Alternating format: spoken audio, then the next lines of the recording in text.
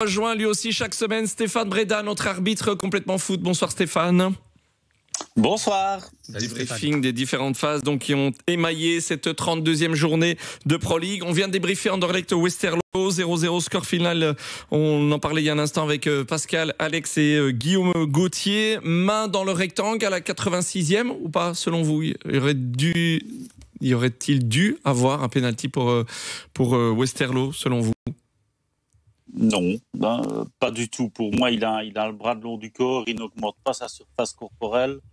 Donc je ne vois pas pourquoi on sifflerait là-dessus. Donc ici, c'est cohérent par rapport à ce qu'on leur demande. Voilà, rapide tour de table. Moi, j'étais au match et je suis d'accord avec Stéphane, pour moi, pas pénalty.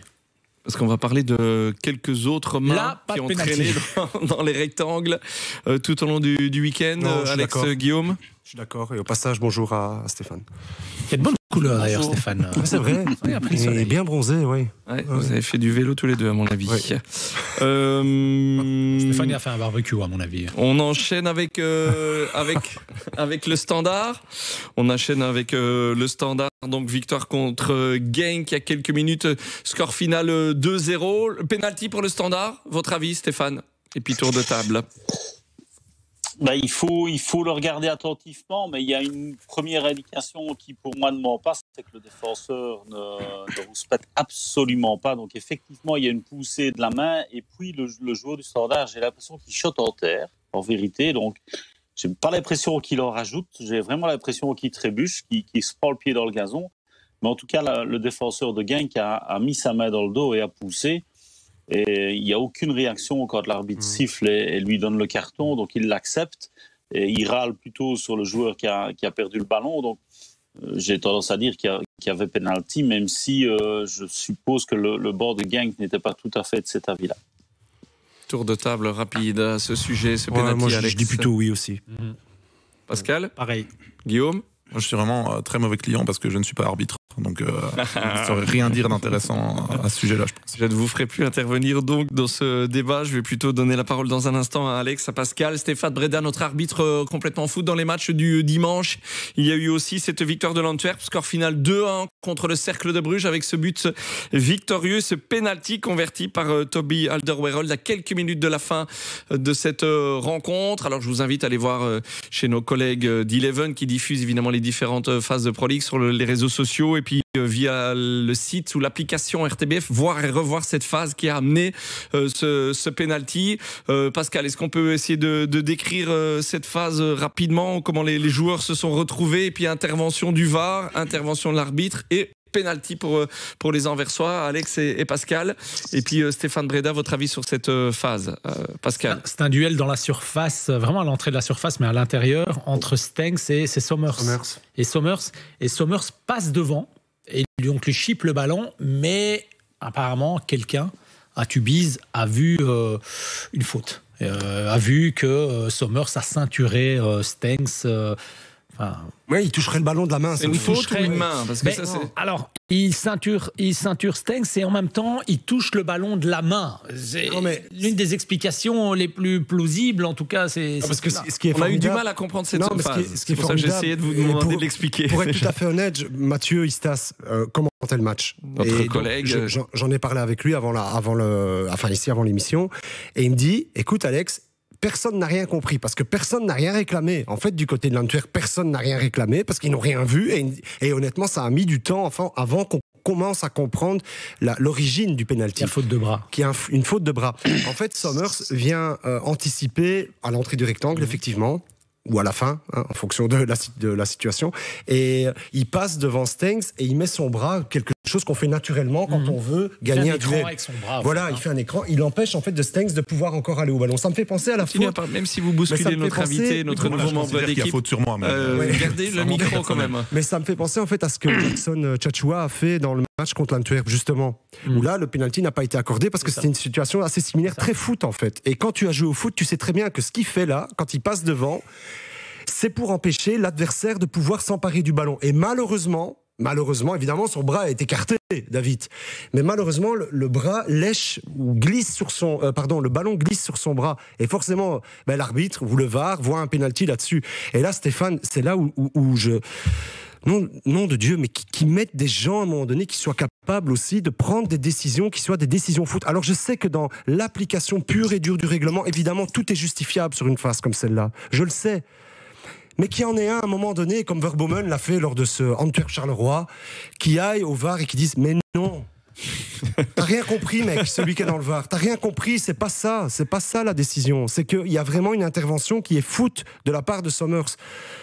Mais voilà, enfin bref. C'est de manière tout à fait volontaire que j'ai d'abord donné la parole, vous l'avez bien compris, à Alex Teclac et Pascal Chimet. L'avis de notre arbitre complètement foot, Stéphane Breda. Et t'es pas obligé d'être d'accord avec moi, Stéphane. Il manquerait plus que ça, non, c'est obligé en plus. Mais voilà. Stéphane.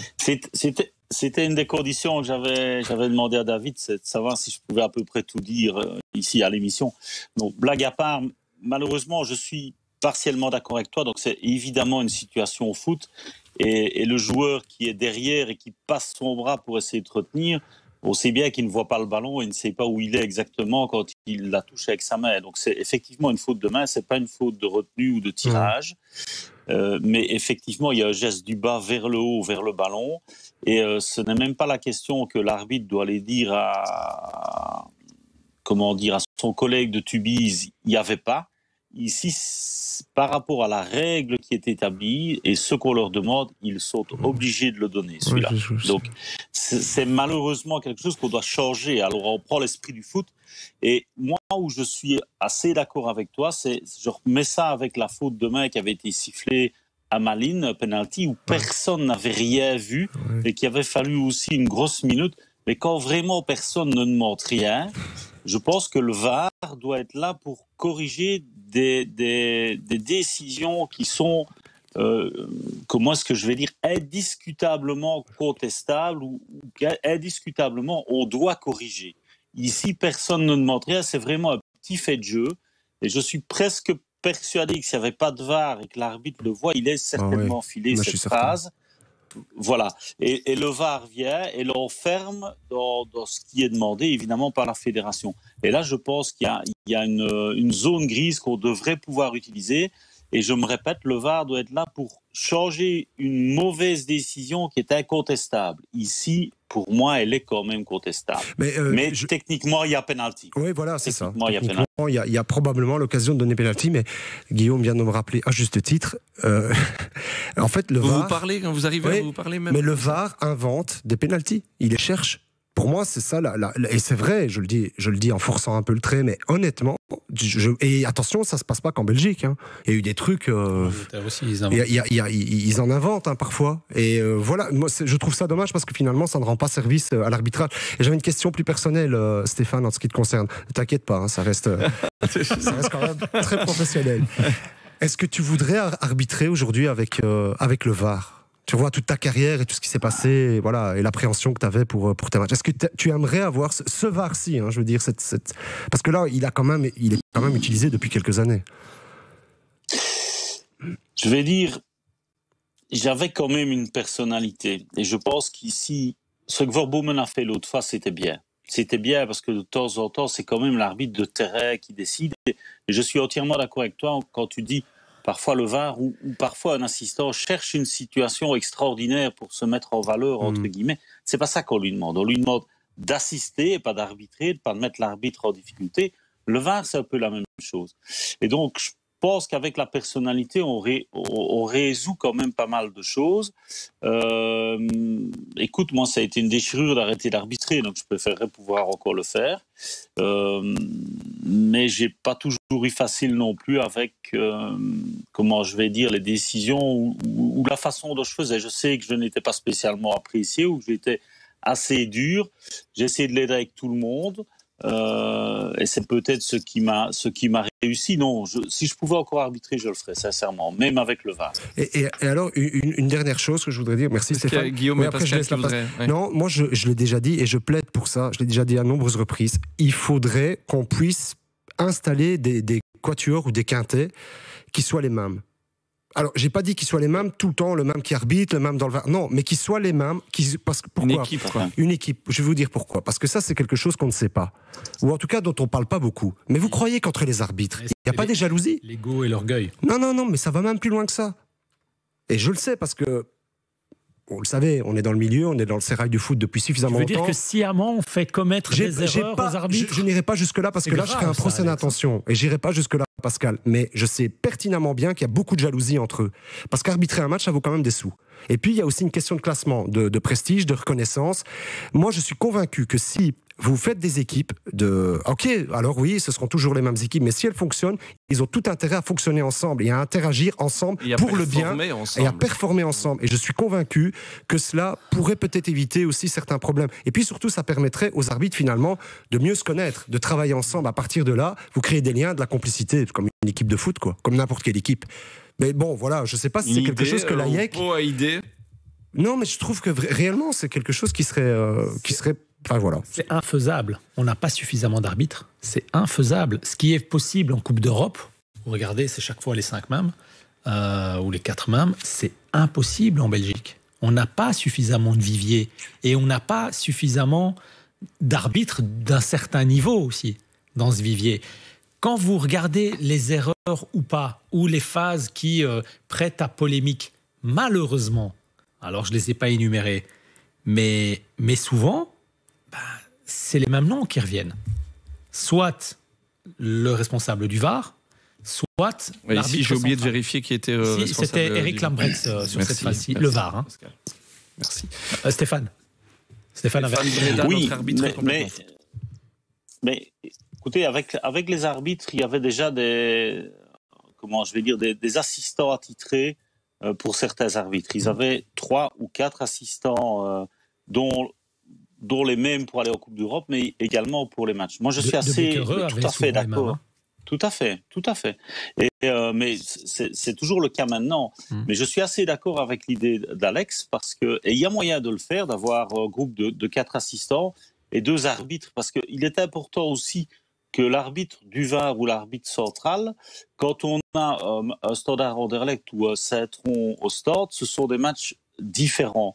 Et parfois, l'arbitre du VAR n'a pas encore peut-être géré ce style de match également. Donc, je pense que c'est tout à fait réalisable qu'une semaine, ce soit la Forge qui arbitre et l'Ardo au VAR, et que la semaine suivante, on inverse. Je ne vois pas où est la difficulté. Allez, on enchaîne parce qu'on a encore 2 rencontres à mettre en focus arbitrage. Le dernier mot sur ces différentes phases, Guillaume Gauthier. Je pense que le problème beaucoup plus global, c'est que quand on a introduit l'arbitrage vidéo, on est arrivé à une illusion de justice, en fait. On s'est dit, il n'y aura plus de problème parce qu'on va avoir la vidéo. Alors ça a résolu certains problèmes, ça en a créé d'autres. Quand Alex dit on invente des pénaltys, il y a beaucoup de fautes qui sont sifflées, qu'on n'aurait jamais sifflées sans la vidéo. Donc ça a créé d'autres problèmes. Mais la base du problème, c'est qu'on veut que le football soit juste. Et le foot n'est pas juste. Non, par nature. Et c'est comme ça. Et ça génère des frustrations en Ligue des Champions comme en 4e provinciale, quand c'est un gars qui doit prendre le sifflet parce qu'il n'y a pas d'arbitre et que donc c'est le délégué d'une équipe ou quoi qui doit siffler. Et sans le vécu, ouais. J'ai eu ça très très récemment. C'est un de mes joueurs qui a dû siffler un match la semaine passée. Et ça s'est très bien passé, mais... Enfin, le même prix. Et il n'y a pas, en provincial, il n'y a pas de juge de ligne, il y a la VAR. Et finalement, les polémiques, je vois qu'elles sont les mêmes. Enfin, je veux dire, il n'y en a pas moins. La preuve, il y a une page arbitrage qu'on a commencé il y a 12 minutes et qui va encore durer longtemps. Parce que je parle trop. Être beaucoup trop courte. C'est surtout Alex et Pascal qui parlent. Mais donc voilà, en fait, il faut accepter, même si c'est pas chouette, que en fait le football c'est pas juste et il y aura toujours des erreurs d'arbitrage, comme il y aura toujours des erreurs des gardiens, des erreurs des attaquants et des erreurs des joueurs.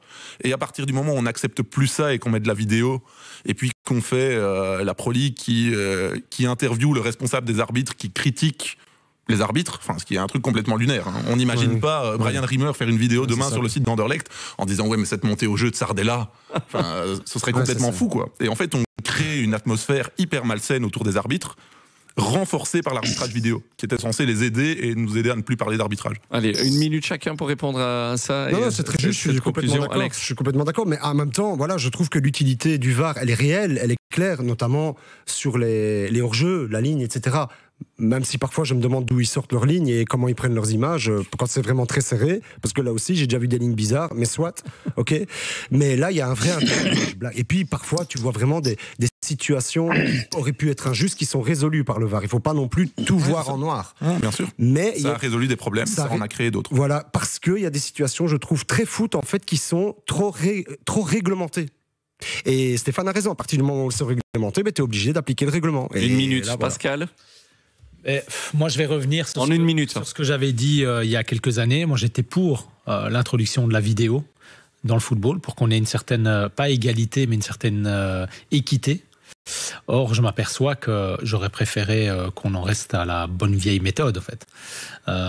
Sans ajout de technologie, en tout cas de cette technologie-là, parce que oui, le football est injuste. Vous pouvez dominer pendant 90 minutes et perdre un match, mais ici, on a créé encore plus d'injustice par moment et de polémique. Je voudrais rebondir sur ce que tu dis, et c'est pas du tout pour une gloriole personnelle, mais, mais tu vas dire qu'à l'époque, tu l'avais dit. Beaucoup s'en souviennent. Je suis à la tribune avec Benjamin et Michel. Et ce que tu dis là, avant que la VAR soit introduit, je le dis. Je dis, alors tout le monde s'est foutu de ma gueule ce jour-là. Je vous assure, même en coulisses après, ah ouais, t'exagères, t'es anti-VAR, machin et tout ça. Mais non. Réac. Mais non, c'est pas ça. Tu sais que c'est quand même des décisions humaines. Ces décisions vont être prises de toute façon par des hommes qui peuvent se tromper aussi quand ils sont arbitres vidéo. Voilà, ou qui peuvent mal sentir le truc. Tu savais que ça allait arriver. J'ai rien inventé. Je suis pas Nostradamus. Rajouter dans plein d'autres sports, ça fonctionne. Non, Arrête avec tes sports. Non, vous êtes censé être le garde du corps d'Alex. Pas de remettre une couche vous-même, Guillaume. Plus loin, c'est-à-dire que on peut dire qu'avant, il y avait des injustices, mais aussi parce que la télévision les montre. C'est-à-dire que quand il y a une phase litigieuse et qu'on met 4 ralentis, en traçant une ligne qui était parfois tracée de manière un peu à la hâte, on va dire, et en disant « Ah ben vous avez vu, il y avait hors-jeu ». Et au final, oui, c'est une erreur, voilà. Mais qu'est-ce que ça change d'encore plus insister dessus ? Alors que des erreurs, il va y en avoir. Et si on ne remonte pas le ralenti, la polémique est bien moins grande. Ouais, c'est vrai. Et donc on est rentré dans un processus avec la télé qui a accéléré ce focus sur l'erreur d'arbitrage. Vive le foot à la radio, c'est le journaliste de presse écrite qui nous le dit. Les règles actuelles ne sont pas en adéquation avec la technologie. Et donc si tu veux utiliser la technologie qui a des forces et des faiblesses, elle a pas mal de faiblesses pour l'instant, il faut que tes règles soient adéquates, elles soient adaptées. Il faut que ce soit clair. Apportons plus de clarté, apportons plus de cohérence aussi. Parce que le problème aujourd'hui, c'est pas le VAR. C'est qu'un arbitre A va juger qu'il n'y a pas faute de main et un arbitre B, ils ont la même formation, va juger qu'il y a faute de main. Le problème aujourd'hui, il est là, que pour la même faute, un arbitre va dire blanc et l'autre va dire noir. Et ça, c'est pas la vidéo. Pascal Chimère, Alex Teclac, Guillaume Gauthier, c'est complètement foot avec Stéphane Breda. Dans un instant, on va vous proposer une courte interview du coach de Genk qui n'était pas content sur l'arbitrage dans cette rencontre. Il a parlé pendant 10 minutes de Monsieur Lardon. On va juste vous en proposer un court extrait, le traduire ensuite, mais je voudrais d'abord clôturer le débriefing des différentes phases. À Gand Union hier, il y a aussi quelques phases peut-être à discussion. On va continuer sur les mains, comme ça c'est fait. Il y a eu cette main donc du côté de la Gantoise. Non, pas cette main, il y a eu 2 mains. une de chaque côté. Il y en a une qui a été signifiée pour un pénalty, l'autre qui n'a rien engendré. Votre avis sur ces 2 fautes de main avec 2 interprétations différentes. Les 7 nains, oui, les 7 nains. J'essaie d'enchaîner. Guillaume Gauthier, faites votre boulot. Et Stéphane et Guillaume restent stoïques. Gand Union hier, 2 fautes de main dans le rectangle. Une a provoqué un pénalty pour la Gantoise, l'autre n'a pas donné de pénalty à l'Union. Votre avis sur ces 2 phases, Stéphane Breda, notre arbitre complètement foot? Je pense qu'elles sont bien jugées. Donc là, le contact de Sarr, il a le bras le long du corps, il n'écarte pas, il n'augmente pas sa surface corporelle. Et donc là, je pense que c'est une très bonne décision. Et c'est tout à fait l'inverse sur l'autre phase où on voit qu'il augmente sa surface corporelle avec sa main et son bras, et donc elle est sifflée. Donc là, il y a une cohérence en tout cas dans les 2 décisions. Alex Teclac, Pascal Chimé, Guillaume Gauthier, d'accord avec ça? Oui, honnêtement, celle de Sarr, j'ai hésité, mais je suis d'accord avec Stéphane parce que et une chose aussi, Thomas, génial, ce qu'il a dit. Ok, lui il dit voilà, et probablement si tu donnes un, tu donnes l'autre, mais il a quand même, génial. À la fin, il a dit il méritait d'égaliser, et c'est très bien qu'il l'ait dit. Donc il a un peu été à la polémique. Gerhardt lui l'a rallumé un petit peu, mais Je comprends, mais ce qui est dérangeant en fait, c'est qu'à un moment donné, il y a un ralenti où tu vois en fait, t'as un geste vers le bas comme ça de ça. Mais est-ce que c'est le ralenti qui accentue ça, ou est-ce que c'est un mouvement réellement, naturel de la part de Sarr? Et quand je le vois en live, j'ai pas. Et honnêtement, il faudrait presque lui poser la question à Julien quand tu auras prescription, dans quelques temps. Parce que je suis pas tout à fait convaincu qu'il a vraiment voulu faire un geste. Donc je m'abstiendrai. Je suis pas celle de Linen. Bon, on en a déjà vu souvent des comme ça qui ont été sifflés. Et là, c'est un peu malheureux. Mais oui, voilà. Donc je trouve ça assez juste en fait. Pascal, juste ou pas juste? Oui, moi je pense que je sais pas si je vais me faire des amis ou pas sur ce coup-là, mais celui de Sarr, je l'aurais pas donné. On peut pas semaine après semaine essayer d'aller dans un sens et demander de la cohérence et puis dire à chaque fois qu'il y a un contact, dire que c'est penalty. Il y a une chose qui me gêne, et là je rejoins ce qui a été dit, c'est le geste. Pour moi, je pense que De Sarr fait le geste d'essayer de stopper le ballon. Pas avec le bras, mais avec son corps. Donc la nuance, elle est de taille. Mais je ne l'aurais pas accordé, ce pénalty. Pascal, c'est quand même... En fait, ce que je me suis dit sur cette phase-là, je me dis, mais non, mais De Sarr, il ne peut pas avoir un spasme comme celui-là. Non, c'est pas un spasme. Non, c'est une volonté d'essayer de... spasme. Non, parce que tu sais que c'est pénalty si tu fais ça. De dévier le ballon, mais peut-être qu'il ne veut pas le prendre avec son bras. Non. Et il a le bras le long du corps aussi. Le problème, c'est qu'un autre arbitre l'aurait donné le pénalty. Le problème, c'est qu'il y a quelques semaines, Hein van Azebroek a pété un câble sur l'arbitrage et que depuis, ça se passe un peu mieux pour Gand. Peut-être que ce sera au niveau de pour l'arbitrage. Genk, on va l'évoquer dans un instant. Vous avez eu votre temps de parole, Alex Pascal, Guillaume Gauthier, sur ces deux phases. David, je connais pas la règle. Ok, d'accord, très bien. Guillaume nous préfère botter en touche. Il n'y a pas de scandale. Quelques minutes avant, ou quelques instants avant cette main donc de Sarr dans le rectangle, il y avait eu cette faute aussi, ou pas, justement sur Gift Orban. En tout cas, aucune intervention. Votre avis sur cette phase? Stéphane Breda, notre arbitre complètement foot. En vitesse réelle, j'étais très surpris qu'il ne siffle pas. Et puis avec le ralenti, je vois qu'il bouge le ballon avant. Et donc c'est pour moi un très beau geste défensif de la part du défenseur. On termine avec une autre rencontre. Je vous l'avais dit qu'il y avait énormément de phases. Hier, entre Courtrai et Eupen, 0-0. Lardo, Pascal, arbitre hier. Explication pour terminer. 12 minutes de jeu. Il faut voir le contexte du match aussi. Eupen, en gagnant, peut reléguer officiellement Zulte Waregem. Si Zulte Waregem ne gagnait pas, ne prenait pas de points à Charleroi. Eupen joue son maintien. Courtrai quasiment sauvé. Après 12 minutes, but d'Eupen. Et c'est Charles Cook, je crois, qui marque. Un fort joli but. Incroyable d'ailleurs. Ouais, très joli but, vraiment. Récupération dans les pieds de Selemani, à hauteur de la ligne médiane, un peu excentré côté banc. Et puis, il y a 13 secondes qui passent entre la récupération de balle et donc Selemani qui s'effondre et le but. Et puis le VAR intervient. Et M. Lardo annule le but. Alors, pourquoi? Est-ce qu'il y a une faute sur Selemani? Est-ce qu'il y a une faute de main? Personnellement, moi, je n'ai pas compris pourquoi on a annulé ce but. Pourquoi le VAR intervient? C'est qui? C'est M. Visseur dans le VAR? C'est ça que tu... C'était M. Lardo qui arbitrait. Et alors... C'est pas un piège à Pascal, mais c'est parce que parfois je vais te le dire. Oui, on ne retient pas toujours à chaque fois. Forcément, il y a une plus grande équipe. Et on va donner... Lorenz Visseur dans le VAR. Lorenz Visseur qui arbitrait Anderlecht. Et ça aussi, Stéphane pourra peut-être le confirmer. Il y a aussi une question de... C'est Visseur qui est dans le VAR. C'est quand même quelqu'un qui a un certain standing au niveau des... Alors, Lardo en a un aussi. Est-ce qu'il fait plus confiance à lui qu'à lui-même? Enfin, vous m'avez compris, qu'à sa sensation. C'est pas impossible, parce que vous savez que dans les relations humaines, les relations qu'on a... M. Lardo a fait confiance à M. Visseur. Oui, mais dans les relations qu'on a même au quotidien, vous savez que parfois, en fonction des personnes que vous rencontrez, vous êtes plus ou moins docile. Vous voyez ce que je veux dire? C'est normal, c'est comme ça. On a ça dans plein... Surtout quand vous n'avez peut-être pas la personnalité, et je dis pas que Lardo n'en a pas, parce que moi je trouve que c'est un excellent arbitre. Il en a de la personnalité. Il en a beaucoup. Mais sur ce coup-là, pour moi, il y a plantage. Moi, j'ai rien. Nous, on l'a revu combien de fois? 10 fois. Stéphane Breda, notre arbitre complètement foot. Votre avis sur cette phase?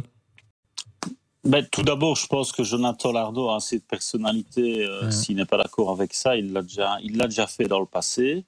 Mais très honnêtement, sur la phase et les images qui nous sont proposées, j'ai l'impression qu'il y a un contact du joueur de Eupen de la main, mais pas la main sur le ballon, mais plutôt la main sur le joueur. Mais j'ai l'impression, donc je n'ai aucune confirmation à vous donner.